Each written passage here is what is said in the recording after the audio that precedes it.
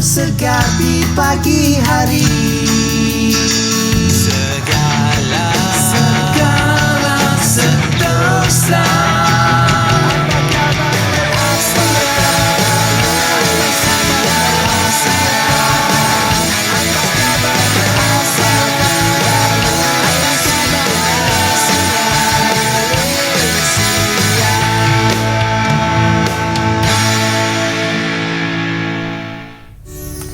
Assalamualaikum, selamat pagi. Terima kasih untuk anda yang terus bersama kami di saluran bernama 502. Tak kira di mana jua anda berada, walau apapun jua yang anda lakukan tika dan saat ini, kami bersiaran untuk Apa Khabar Malaysia. Hari ini edisi hari Rabu, 21 Februari 2024. Dan pagi ini hari Rabu, hari yang saya kira suram sebenarnya di Malaysia, khususnya di negeri Sarawak, kerana berita mendukacitakan bagi seluruh rakyat Malaysia berhubung tentang kematian salah seorang individu yang sangat memberi jasa dan juga sumbangan kepada negara kita.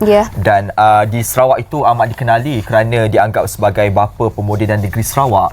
Ini berkaitan tentang berita iaitu Tun Pehin Sri Abdul Taib Mahmud yang telah pun meninggal dunia di Kuala Lumpur pada awal pagi tadi, sekitar lebih kurang 4.28 atau ke 4.40 pagi. Dan difahamkan bahawa ketika ini proses sedang diuruskan, dan difahamkan juga bahawa jenazah akan dibawa terbang ke Sarawak semula untuk dikebumikan. Cuma pagi ini kami akan membawakan perkembangan itu untuk mengetahui bagaimana situasinya, dan dalam masa sama juga kita nak mengenang jasa-jasa beliau yang telah pun memberikan sumbangan cukup banyak buat negara kita. Ya, dan difahamkan Allahyarham Tun Taib yang berusia 88 tahun menghembuskan nafas terakhirnya di Pusat Perubatan Kardiovaskular Center CVS Kuala Lumpur seperti yang diwar-warkan tadi jam 4.40 pagi. Dan ini dimaklumkan oleh jurucakap Astana Negeri yang dihubungi. Jenazah Allahyarham Tun Taib akan dimandikan di Masjid Negara Kuala Lumpur pagi ini sebelum diterbangkan ke Kuching menggunakan pesawat tentera udara di Raja Malaysia TUDM bagi urusan pengebumian. Dan penghormatan terakhir Allahyarham Tun dijangka diadakan di Dewan Undangan Negeri, dan jenazah Allahyarham juga akan dikebumikan di Demak Jaya. Dan beliau yang juga bekas Ketua Menteri Sarawak selama 6 penggal meninggalkan seorang balu dan 4 orang anak. Baik, untuk makluman juga, beliau merupakan bekas Yang di-Pertuan Negeri Sarawak sejak tahun 2014 hingga 2024, dan sebelum itu beliau juga merupakan seorang Ketua Menteri Sarawak yang telah pun menjawat jawatan seperti disebut tadi selama 6 penggal.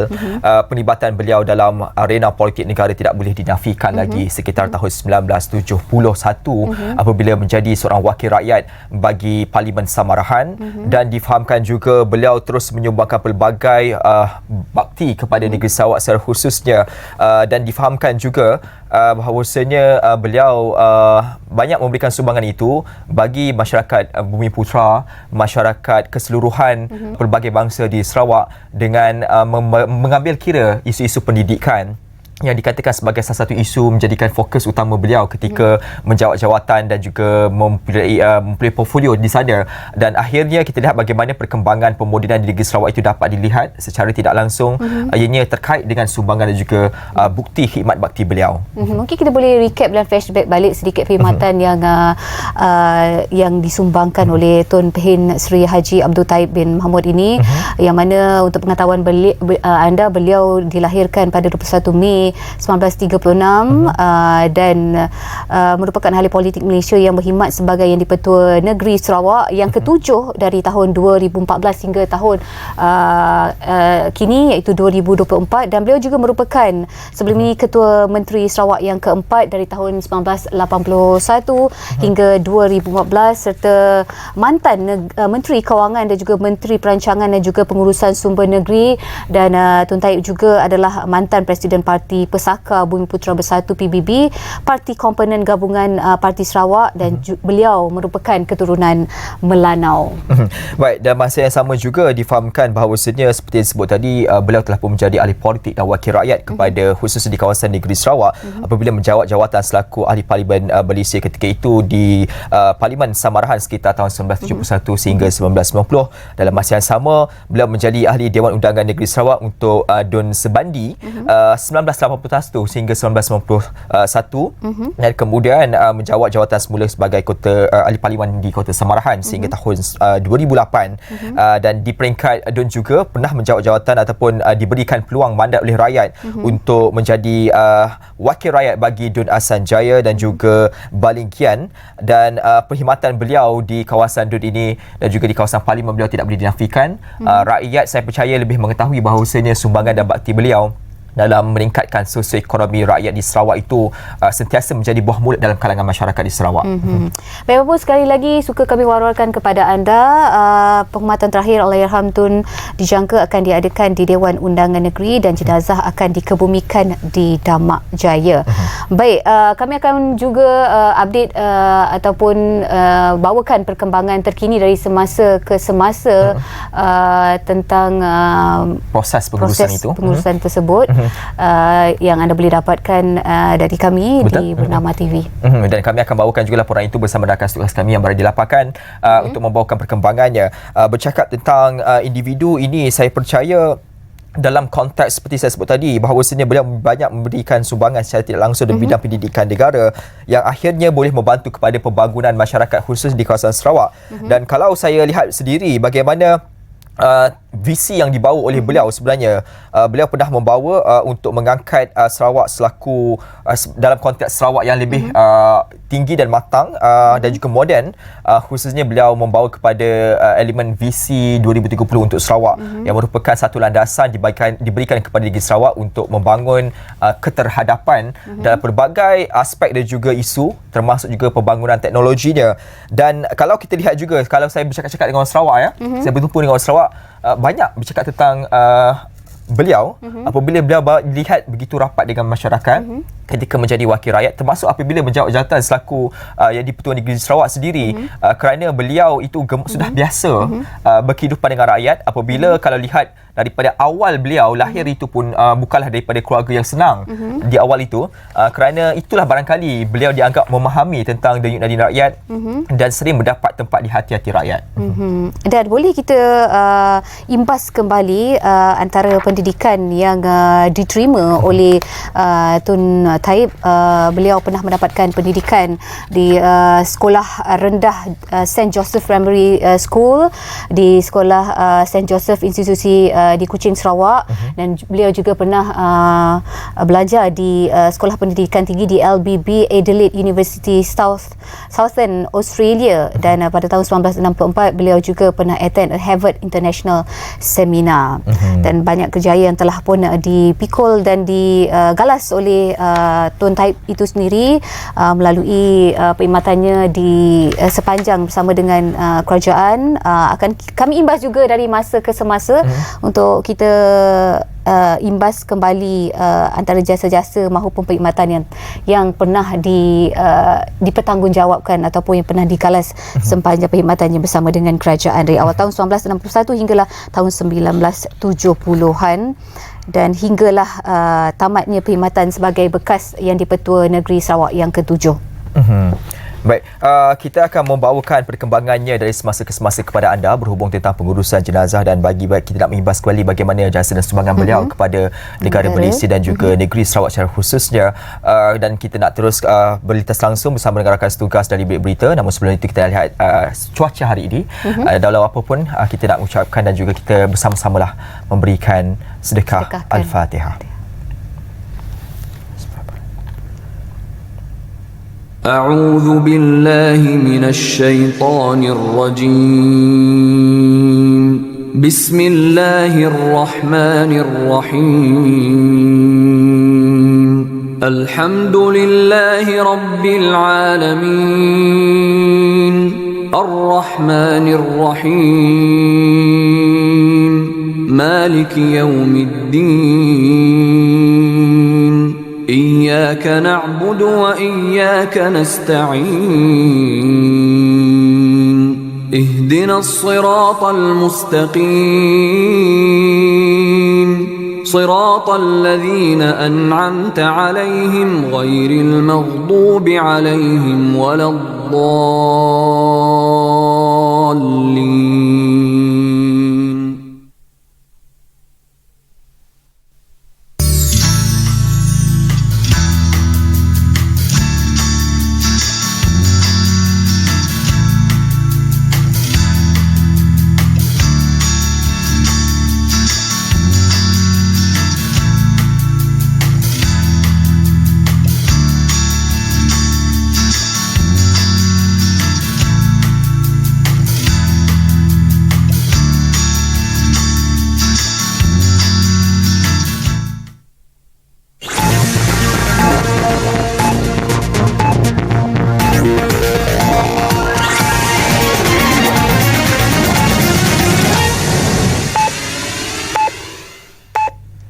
Selamat pagi dari Bilik Berita bersama saya, Lina Pelavi. Bekas Yang di-Pertua Sarawak, Tun Pehin Sri Abdul Taib Mahmud telah meninggal dunia awal pagi tadi kerana sakit tua. Allahyarham Tun Taib menghembuskan nafas terakhirnya di Pusat Perubatan Cardiac Vascular Central Kuala Lumpur, CVSKL, pada pukul 4.40 pagi. Menurut jurucakap Astana Negeri, jenazah Allahyarham Tun Taib akan dimandikan di Masjid Negara Kuala Lumpur pada pagi ini sebelum diterbangkan ke Kuching menggunakan pesawat Tentera Udara Diraja Malaysia TUDM bagi urusan pengkebumian. Penghormatan terakhir Allahyarham Tun dijangka diadakan di Dewan Undangan Negeri. Jenazah Allahyarham akan dikebumikan di Demak Jaya.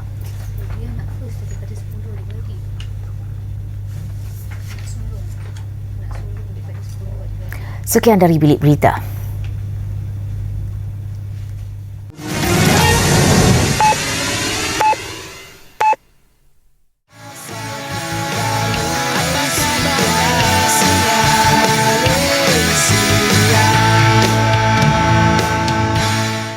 Ayo bersama-sama kita meriahkan program Madani Rakyat Zon Tengah pada 23 hingga 25 Februari 2024 bertempat di Kompleks Sukan Kuala Selangor, Selangor.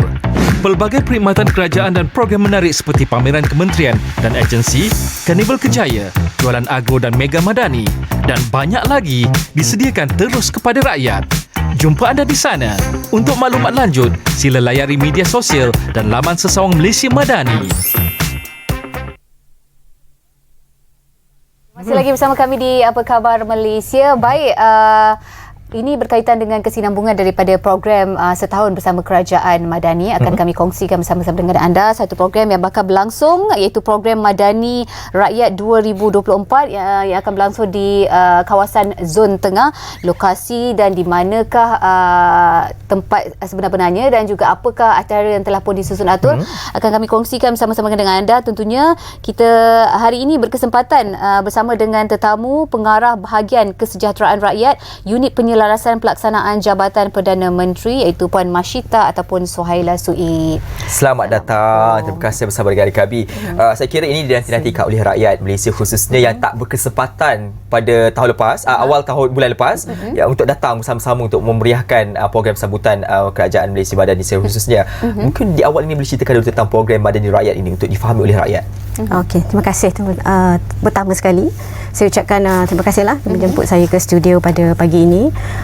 Okey, untuk makluman program Madani Rakyat ni ataupun PMR 2024 adalah bertujuan untuk mendekatkan kerajaan dan juga rakyat, iaitu masyarakat lah, selaras dengan agenda kerajaan Madani, iaitu yang meletakkan keperluan rakyat tu sebagai keutamaan. Okay? So melalui platform ini kita akan menyampaikan dasar-dasar dan juga inisiatif-inisiatif baru yang diperkenalkan oleh kerajaan yang dapat memanfaatkan rakyat. Okey, forum ataupun platform ni juga kita akan gunakan sebagai memberi peluang kepada rakyat untuk mendapatkan maklumat tentang perkhidmatan-perkhidmatan yang disediakan dan juga memberi ruang kepada rakyat untuk memberi cadangan penambahbaikan ke atas perkhidmatan yang telah disediakan lah. So kita harapkan dengan hubungan yang baik ini, komunikasi yang berterusan ini akan dapat mengeratkan lagi hubungan antara kerajaan dan juga rakyat untuk menyediakan rakyat yang lebih baik, yang lebih selesa selaras dengan agenda kerajaan Madani. Ini soal two-way communication lah, kedua-duanya saling melengkapi antara satu sama lain, ruang itu diberikan antara satu sama lain juga. Antara matlamat dan juga hala tuju lah PMR ini untuk zon tengah. Baik, bila akan berlangsung dan mungkin boleh Puan bagi sedikit gambaran bagaimana pelaksanaan dijalankan? Okey, baik. PMR zon tengah ini akan berlangsung pada 23 hingga 25 Februari, iaitu hujung minggu ni, yang bertempat di Kompleks Sukan Kuala Selangor. Okey, pelaksanaan kali ini akan melibatkan gabungan lah antara kerajaan Persekutuan dan juga negeri, di mana Kerajaan Negeri Selangor, Kerajaan Negeri Perak dan juga wilayah persekutuan akan bergabung untuk melaksanakan PMR pada kali ini. Okey, majlis perasmian penutup dijangka akan dilaksanakan pada 25 hari bulan, iaitu pada hari Ahad, dan insyaAllah akan disempurnakan oleh Yang Amat Berhormat Perdana Menteri Malaysia lah, Datuk Seri Anwar Ibrahim. Okey. Ini program untuk 3 hari, 23 sehingga 25 Februari ini. Pastinya rakyat nak tahu apakah manfaat yang akan diterima oleh mereka sepanjang 3 hari program ini disediakan. Okey, baik. Program ini dia melibatkan penglibatan kesemua pihak. Di sini kita menumpukan di bawah PMR Madani, PMR 2024 ini kita menumpukan kepada bidang tumpuan itu pertanian dan keterjaminan makanan, TVET, kesejahteraan rakyat, dan juga perkhidmatan-perkhidmatan yang disediakan oleh kerajaan persekutuan, kerajaan negeri, agensi-agensi kerajaan, JLC, NGO dan sebagainya. Okey, di sini kita akan fokus akan juga dibawa ke sini adalah berkaitan dengan kejaya, di mana pameran kejaya akan turut diadakan di sini, dan juga peluang-peluang pekerjaan boleh rakyat dapat di sini, dan ada juga majikan yang menyediakan temu duga terbuka pada tempoh masa PMR zon tengah inilah, so rakyat boleh mendapatkan peluang itu di sana nanti. Difahamkan ada pameran dan gerai jualan jugalah. Ya, dan, betul. ICU JPM juga dipertanggungjawabkan bagi menerjui kluster jaringan keselamatan sosial melalui booth-booth kesejahteraan rakyat. Jadi mungkin antara gabungan ataupun kerjasama daripada agensi luar, siapa yang terlibat? Okey, baik. Sejurus kita mendapat mandat inilah untuk menerajui reruai kesejahteraan rakyat ini ataupun jaringan keselamatan sosial tadi. Yang terlintas di fikiran kita ni adalah untuk penglibatan secara kerjasama dengan rakan-rakan strategik. Okey. Di sini kita melibatkan rakan-rakan yang selalu memberi sokongan kepada kesejahteraan rakyat ini. Okey, ada 6 agensi yang akan bernaung di bawah reruai ini nanti, iaitu yang terutamanya adalah apa yang kita kata yang menyediakan perkhidmatan secara langsung iaitu seperti KWSP, Perkeso, kita ada YAPIM, kita ada JKM, Jabatan Kebajikan Masyarakat, Kementerian Kewangan yang menawarkan bantuan sara hidup kepada rakyat, dan juga ICU sendiri, di mana inisiatif-inisiatif yang kita telah laksanakan untuk kepentingan rakyat juga akan kita pamerkan di reruai kesejahteraan rakyat nanti. Gabungan agensi ini saya kira menariklah kerana semuanya ditempatkan di satu ruang. Rakyat tengah datang je, tak payah nak pergi satu tempat untuk bertanya pelbagai soalan. Pasti juga rakyat nak dapatkan perkhidmatan ketika hari kejadian itu. Mungkin boleh kongsikan kepada kita juga berkaitan tentang perkhidmatan yang disediakan oleh agensi ini. Banyak perkhidmatan yang disediakan di reruai kesejahteraan rakyat tu nanti, yang melibatkan 6 agensi yang saya sebutkan sebentar tadi. Ia termasuklah juga kaunter semakan dan juga pendaftaran. Bantuan-bantuan disediakan oleh Jabatan Kebajikan Masyarakat, semakan bantuan sara hidup, sumbangan tunai rahmah dan sebagainya. Dan juga maklumat-maklumat yang kita sampaikan tentang perlindungan sosial juga ada kita sediakan di sini melalui satu platform pangkalan data yang dibangunkan sendiri oleh ICU. Dan di samping itu Perkeso melalui program sinergi sosial juga akan menyediakan maklumat dan perkhidmatan di kaunter masing-masing. So pelbagai semakan dan juga maklumat boleh didapati di reruai kesejahteraan rakyat ini yang akan diterajui oleh agensi-agensi masing-masing yang kita akan tempatkan secara khusus di reruai ini yang besar, tetapi kita akan bahagi-bahagikan kepada agensi yang berkaitan. Antara kaunter perkhidmatan yang disediakan, maknanya tak payahlah nak pergi senang-senang turun naik office, dah ada kaunter tersedia di kita dah sediakan, kita bawa ke lapangan untuk memudahkan rakyat mendapatkan perkhidmatan secara langsung di Kuala Selangor tu. Terus bersemuka lah. Ya, betul. Ini dinantikan sebenarnya. Ya, senang kerja kan. Antara yang memudahkan ialah orang ramai untuk datang ke kaunter perkhidmatan disediakan. Apa perkhidmatan yang ada? Perkhidmatan tadi macam saya katakan, semakan untuk mengetahui status. Macam contohnya sistem e-kasih, iaitu pangkalan data kemiskinan nasional.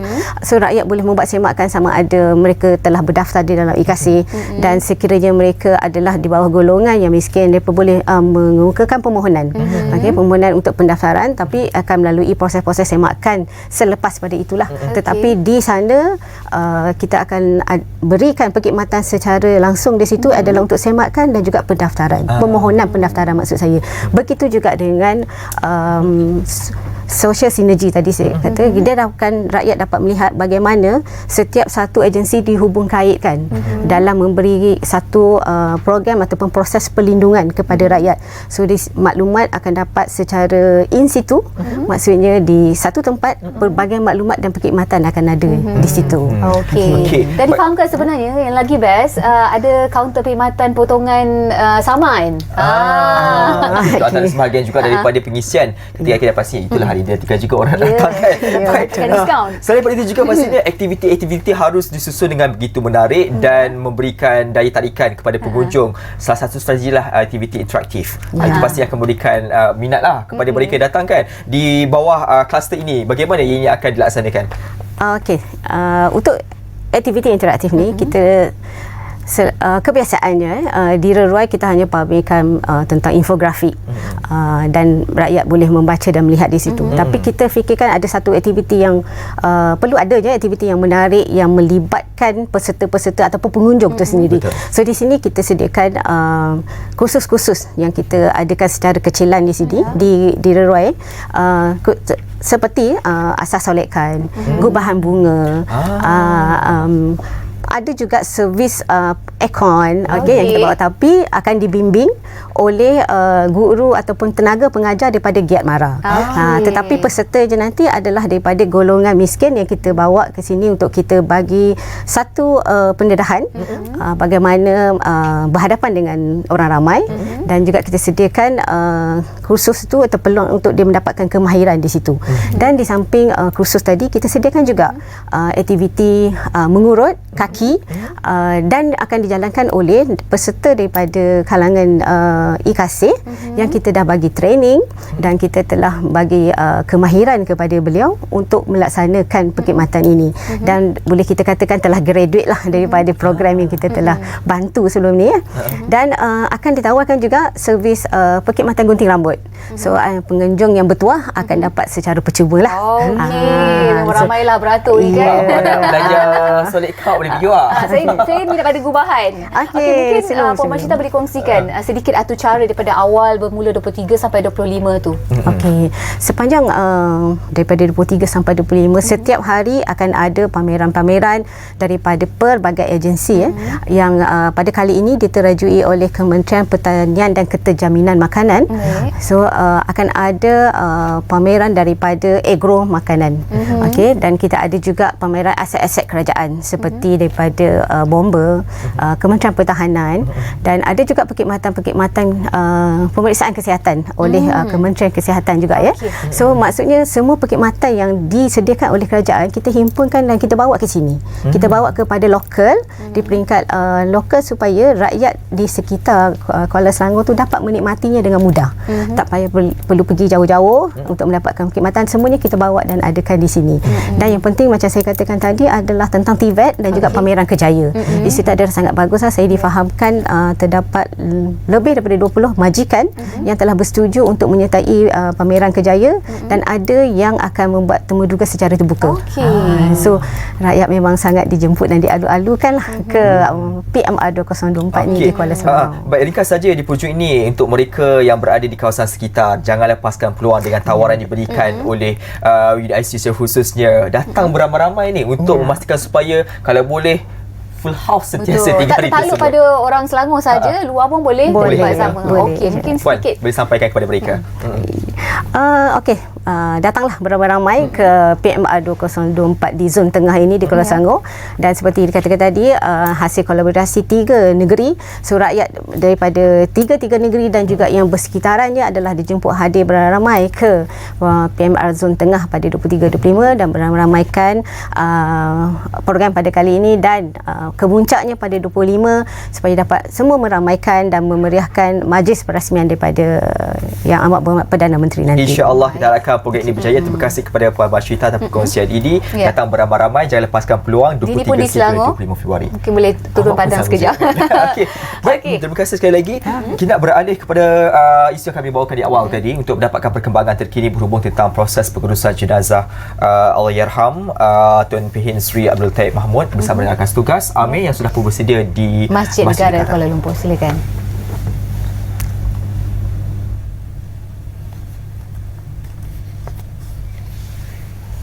Ya, Dini dan juga Chat, untuk makluman jenazah Tun Abdul Tahib baru saja tiba di Masjid Negara untuk pengurusan jenazah dan kemudiannya akan diterbangkan ke Sarawak pada pukul 1 petang nanti dan seterusnya akan dibawa ke kediaman Allahyarham di Demak. Dan kalau anda melihat sekarang di mana ketibaan VVIP dan juga menteri yang saya boleh dapat kongsikan, Ketua Polis Negara juga baru saja tiba di Masjid Negara untuk meninjau ataupun memberi penghormatan terakhir kepada Tun Abdul Tahib. Perkembangan pula akan dilakukan esok di Tanah Perkuburan Demak selepas solat Zuhur, setelah upacara penghormatan terakhir di Dun yang dijangka bermula pukul 8 pagi hingga 11.30 pagi esok selesai. Berita kematian bekas yang di-Pertua Negeri dan juga Ketua Menteri Sarawak Tun Abdul Tahib Mahmud pukul 4.40 pagi tadi disahkan Menteri Belia Sukan dan Pembangunan Usahawan Sarawak Datuk Seri Abdul Karim Rahman Hamzah. Berita kematian itu juga disahkan oleh Setiausaha Sulit kepada Timbalan Menteri Ekonomi Datuk Hanifah Hajar Taib Nur Syafiq Abdul Karim yang turut mengesahkan berita tentang pemanggilan Tun Abdul Tahib pada pukul 4.40 pagi tadi. Dan kalau anda lihat sekalian juga pihak media masih lagi berkumpul di Masjid Negara ini bagi mengikuti perkembangan pengurusan terakhir jenazah Tun Abdul Tahib yang mana akan diterbangkan ke Kuching pada pukul 1 petang lalu lapangan terbang Sultan. Tun Allahyarham Tun Abdul Tahib dilahirkan pada 21 Mei 1936, merupakan perancang utama yang mencorakkan pembangunan Sarawak apabila menyerajui kepimpinan negeri sebagai Ketua Menteri selama 33 tahun. Sebelum ini beliau secara rasmi dilantik sebagai Yang di-Pertua Negeri Sarawak yang ke-7 pada 1 Mac 2014. Setelah hampir 10 tahun memegang jawatan itu, Tun Abdul Tahib digantikan dengan Dr. Wan Junaidi Tuanku Jaafar yang mengangkat sumpah sebagai Yang di-Pertua Negeri Sarawak pada 29 Januari lepas. Baik Dini dan juga Chat, setakat saya dapat kongsikan dari Masjid Negara buat masa ini. Kita kembali semula ke Wisma Bernama. Chat dan Dini, silakan. Baik, terima kasih Amir atas laporan tersebut. Difahamkan juga ketika ini Kerajaan Sarawak telah pun mengisytiharkan tempoh berkabung selama 2 hari bermula hari ini susulan pemergian Tun Haji Tun Pehin Sri Haji Abdul Tahib bin Mahmud, dan difahamkan seluruh Sarawak akan mengibarkan bendera separuh tiang dan sebarang bentuk acara hiburan tidak dibenarkan sama sekali. Kita ucapkan sekali lagi Al-Fatihah kepada Allahyarham. Kami akan kembali semula bersama dengan anda selepas ini. أعوذ بالله من الشيطان الرجيم بسم الله الرحمن الرحيم الحمد لله رب العالمين الرحمن الرحيم مالك يوم الدين إياك نعبد وإياك نستعين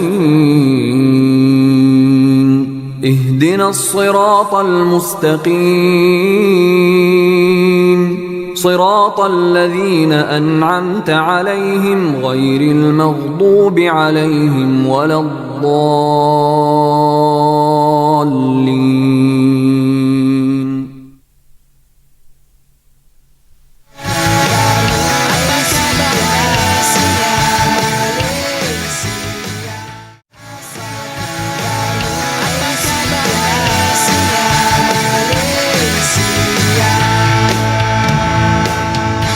Ya, terus bersama kami di Apa Khabar Malaysia. Kita nak menyentuh isu kesihatan sebenarnya pula. Bab kesihatan yang saya selalu fikir adalah mak, sebab kita jarang jaga kesihatan. Okey, kalau mungkin anda pernah merasai ataupun melalui sakit kepala lah, macam berpusing kan, macam terawang-awangan, melayang, itu adalah mungkin salah satu daripada simptom vertigo ataupun mungkin merupakan satu indikasi kepada masalah ataupun penyakit lain. Tapi betul ke itu adalah vertigo? Kita tanya kepada mereka lebih pakar, iaitu kita bersama dengan Dr. Muhammad Rafiuddin Khalil yang merupakan seorang doktor residen di Klinik Syifa 24 jam. Terlebih dikenali sebagai Dr. Rafi. Terima kasih bersama dengan kami. Seperti yang disebut tadi, Cik Dah sebut tadi kan, simptom itu, adakah itu betul dikategorikan sebagai vertigo? Terima kasih kerana menjemput saya pada hari ini. Okey, bila berkata pasal vertigo, vertigo ni kita kena tahu vertigo ni sendiri ialah simptom. Dia bukanlah penyakit. Vertigo ni biasanya pesakit akan rasa pening, tapi pening yang macam mana? Pening tu dia rasakan diri dia berpusing ataupun keadaan sekeliling berpusing. Dia bukan rasa macam nak pitam saja, tapi dia specifically rasa berpusing. Okey, simptom ni boleh datang tiba-tiba dalam keadaan, biasanya kebiasaannya lah most common vertigo ni datang sebab masalah dalam telinga. Dia boleh datang secara tiba-tiba bila kita bergerak. Yang membezakan dia dengan pening kepala biasa tu, tak ada rasa berpusing dan juga tak ada sakit kepala lah. Okey, vertigo ini sendiri ada disebutkan ia merupakan satu simptom. Adakah ada simptom kepada penyakit lain yang teruk, kritikal dan perlu segera dibawa ke jumpa dengan doktor? Okey, vertigo ni dia simptom kepada beberapa penyakit lah. Pada umumnya kita klasifikasikan vertigo ni kepada peripheral dan juga central lah. Central ni dia berkait rapat dengan problem di bahagian otak, dan peripheral pula di bahagian telinga lah, lebih kepada bahagian telinga. So ada banyak penyakit lah ya. Contoh macam peripheral yang most common iaitu BPPV, benign paroxysmal positional vertigo. Ini berlaku apabila ada sudden changes in position. Dia paroxysmal tu maksudnya sudden onset, positional tu tukar posisi lah. Dia berlaku vertigo bila suddenly dia change movement, contohnya daripada baring kepada duduk ataupun daripada duduk kepada berdiri. Dan ada penyakit-penyakit lain sebagai contoh jangkitan di dalam bahagian telinga boleh menyebabkan vertigo juga. Radang kepada saraf vestibular dalam telinga juga boleh menyebabkan vertigo. Yang central, penyakit yang lebih serius seperti stroke juga boleh menyebabkan vertigo. Kadang-kadang saya percaya semua orang pernah mengalami macam pening-pening, pusing kan.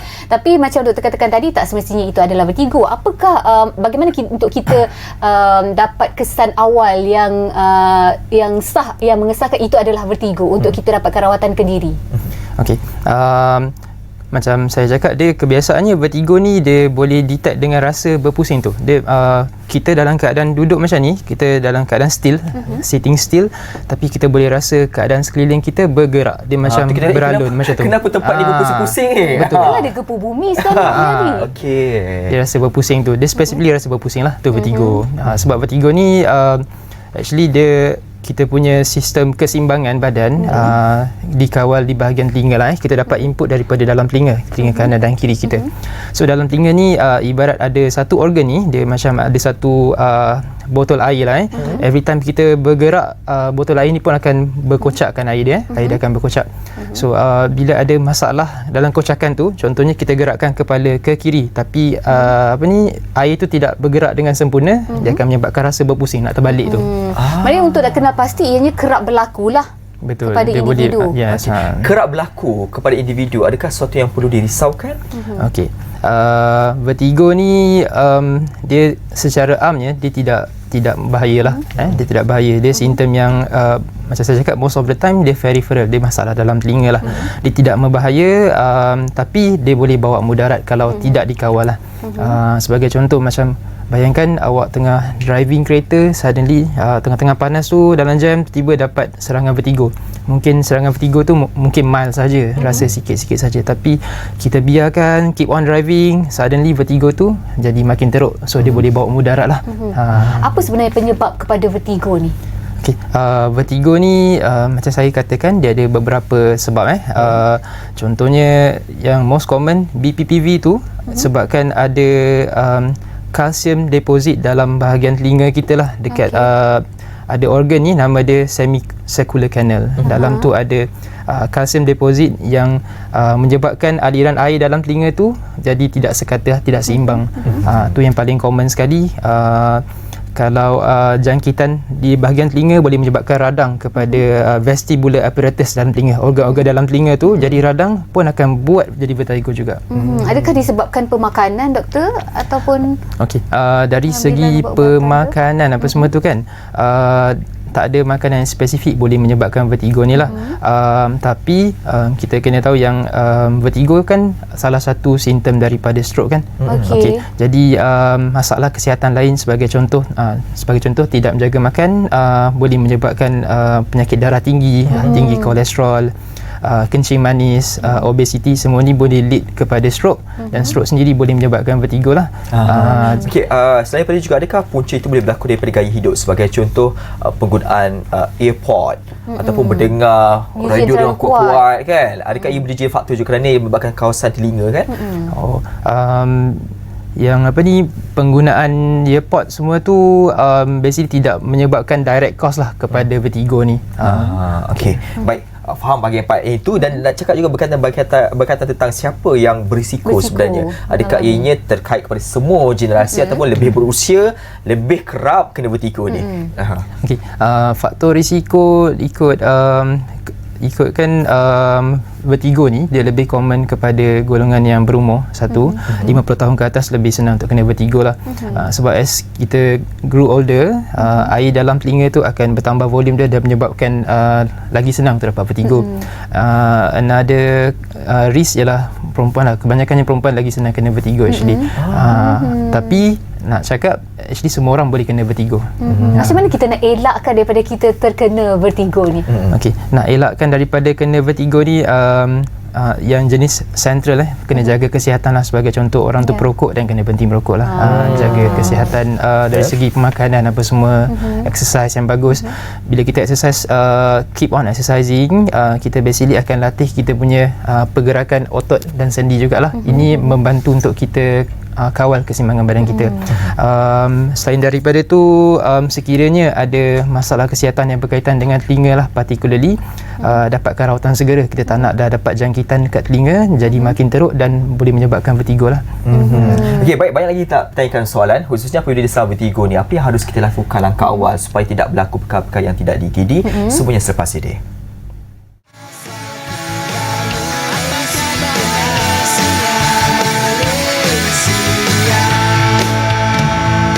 Baik, isu vertigo ini tidak berkesudahan lagi kerana sering kali berlaku kepada kita dan pastinya kita tak tahu jugalah bila kita diserang ataupun mengalami simptom vertigo ini, apa yang harus kita lakukan ketika itu? Ni dah kena ni kan?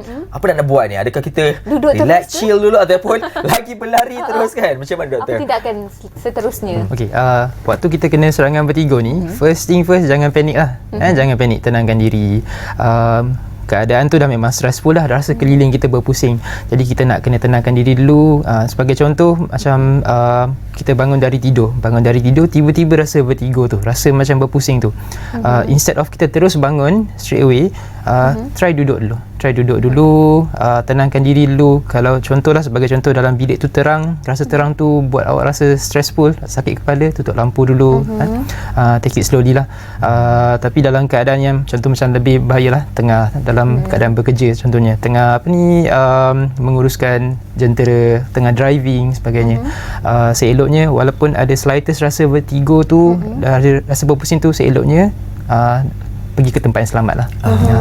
Itu antara tips-tips juga yang dikongsikan. Tarik nafas, jangan panik, kalau boleh jangan pejam mata, fokus pada satu objek. Jangan pejam mata jangan kalau seleloknya lah, jangan pejam mata lah. Betul. Kalau kita lagi nak pejam kan, macam tu kan, sebab nak rasa tenang, relax. Kalau dapatkan rawatan daripada jumpa doktor pakar telinga pun sama juga, rawatan dia perlu buka mata, kita kena look at one side, which side yang ada rasa berpusing tu, part of dia punya rawatan lah. Adakah bila terjadinya vertigo tu dia akan berlaku dalam jangka masa yang panjang ataupun buat seketika lepas tu kita dapatkan rawatan? Bagaimana doktor? Tempoh durasi vertigo tu, dia bergantung kepada diagnosis tu. Contohnya macam yang saya cakap, BPPV tu, paroxysmal tu kan sudden kan, dia boleh berlaku kejap je. Macam awak cakap 2-3 minit kan, 2-3 minit boleh berlaku, dia boleh hilang sendiri. Okey, itu yang contoh yang pendek lah. Ada certain diagnosis yang menyebabkan vertigo ni, contohnya macam radang bahagian dalam telinga lah, labyrinthitis contohnya, ataupun ada radang saraf lah, kita panggil neuritis ni boleh menyebabkan tempoh vertigo tu agak lama sikit. Maknanya bila lama dan awak memang kena dapatkan rawatan dekat klinik lah.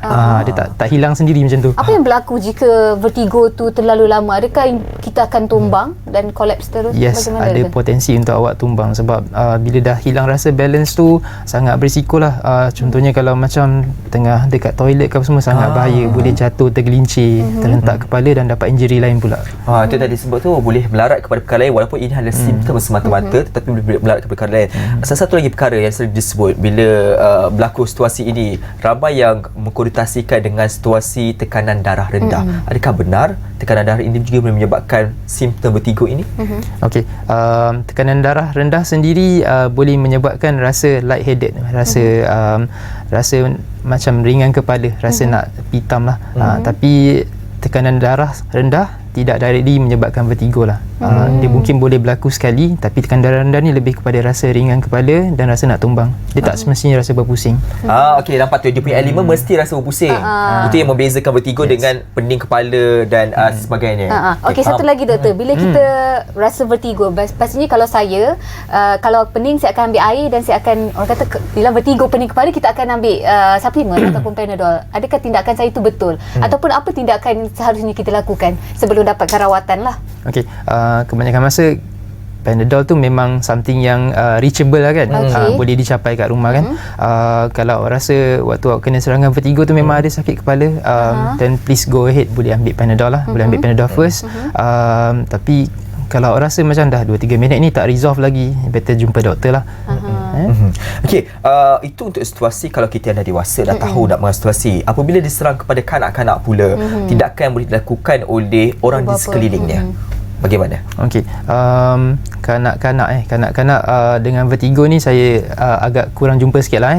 Jarang sikit saya jumpa. Tapi seandainya kalau macam budak tu dah kanak yang dah besar, dan dia boleh cakap rasa rasa pening tu, mungkin keadaan tu agak overwhelming untuk dia. So macam biasa kita kena tenangkan dia dulu, lepas tu kena bawa jumpa ke doktor secepat mungkin lah. Dia takut dia rasa pusing-pusing ni boleh muntah-muntah yang teruk juga kan. Baik. Tapi sebenarnya jarang lah berisiko kepada kanak-kanak. Jarang lah jumpa kanak-kanak. Apa masalah nak fikir sebenarnya? Tak ada masalah pun. Masalah nak fikir. Itu nak tanya juga berkaitan tekanan kehidupan. Adakah itu juga merupakan salah satu faktor menyumbang kepada situasi vertigo? Yelah, kadang-kadang kan banyak saat kerja ni, dah kenapa dia rasa berpusing ni?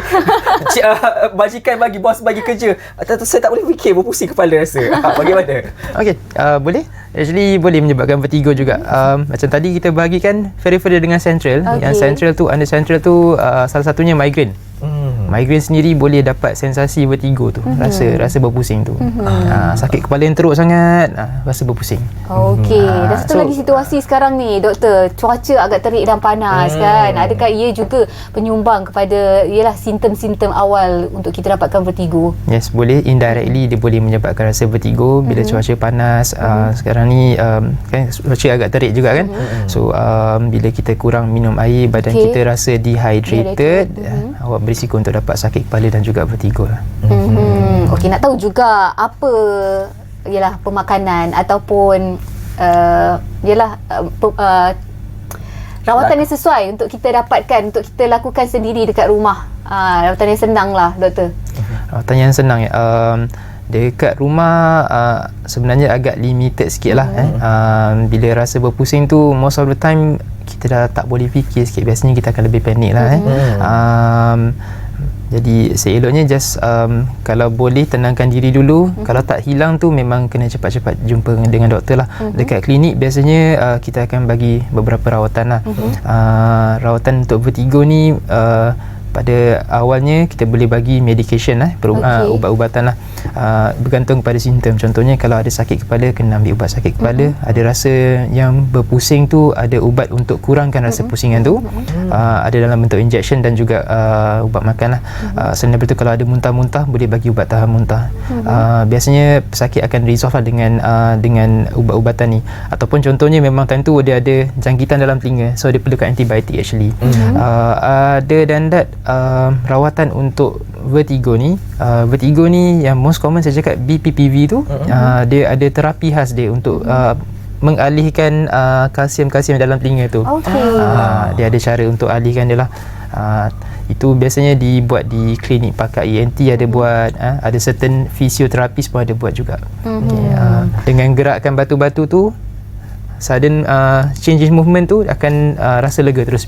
dia punya vertigo. Datang sikit lah lebih lanjut berkaitan tentang rawatan ni. Menarik minat saya kan. Apakah ada teknologi yang digunakan atau bagaimana sesi itu bagaimana berlaku? Okey, dia tak ada spesifik teknologi. Nama maneuver ni Eplis maneuver. Eplis maneuver ni kita akan dudukkan pesakit di katil, dudukkan pesakit. Lepas tu kita akan pusingkan kepala dia to one side macam ni.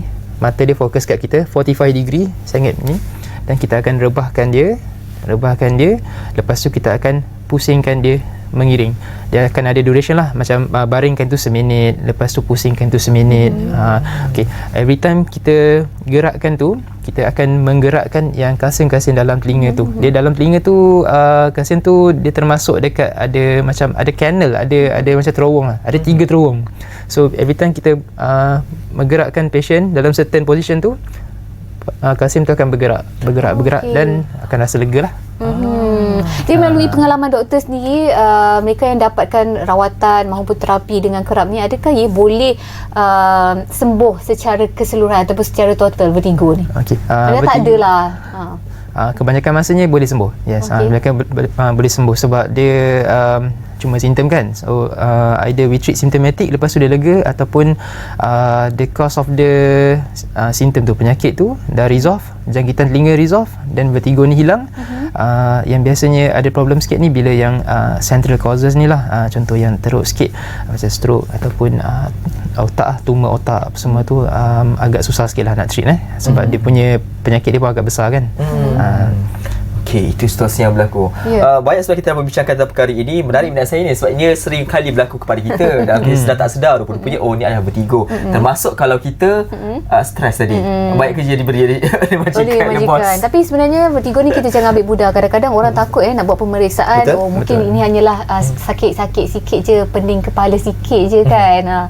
Tapi hakikatnya itu penyebab kepada ataupun indikasi kepada penyakit lain. Baik, terima kasih atas perkongsian ini. Dr. Muhammad Rafiuddin Khalil merupakan seorang doktor residen klinik Syifa 24 jam yang berkongsi kepada kita soal serangan vertigo, apa yang harus untuk kita lakukan.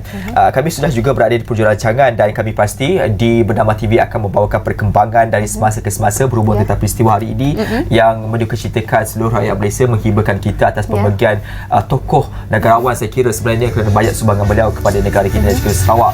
Dan difahamkan juga kami akan bawakan laporan itu dari berita termasuk dengan program perbincangan kami untuk kami mengenang jasa juga bagaimana sumbangan dan bakti Allahyarham terhadap pembangunan Malaysia dan juga Sarawak. Untuk pengetahuan anda juga, Kerajaan Sarawak diisytihar berkabung selama 2 hari bermula hari ini susulan pemergian Tun Taib Mahmud ini yang berada di seluruh Sarawak hendaklah dikibar separuh tiang dan sebarang acara hiburan ditangguhkan. Baik, insya-Allah sampai kita jumpa di lain kesempatan. Jaga diri anda, jaga makan, jaga pakai.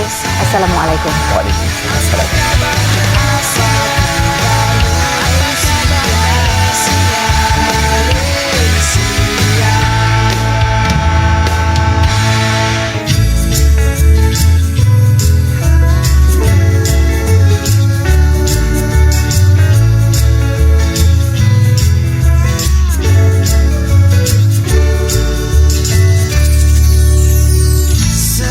Segar di pagi hari, terus bangkit yakin berdiri.